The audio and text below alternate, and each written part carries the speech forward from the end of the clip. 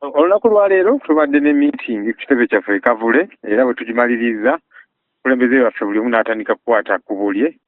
Chairman Nyanzi abadde mu mmotoka ye ne Deputy Spokesperson waffe Alex Waisa Mufumbiro babadde batuusa awo ku bbiri.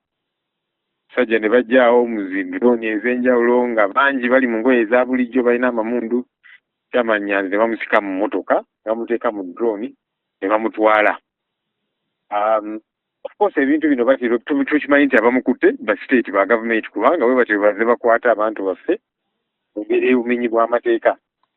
Waawo balooya baffe bali mu kunoonyereza waawo bayinza okuba bamututte batera batwala eyo makindye oba waawo olusi mu kifo kya chairman naki banoonyereza okulaba nti tutegeera wawaali ebirala byonna naye bino babikola okupoolooka kubaka tutandise okuteekawo pressure ku nsonga za Dr. Besigye n'abasiba abalala political prisoners obuuli awo baagala otusala speed ekitegenda kubeerawo kubanga kyetuliko tugamba nti twagala abantu bano balekerawo okutambulira ku bumenyi bw'amateeka era nga tulemeddeko abantu baffe bonna bateebwe nga kkooti ensukkulumu bwe yagambye.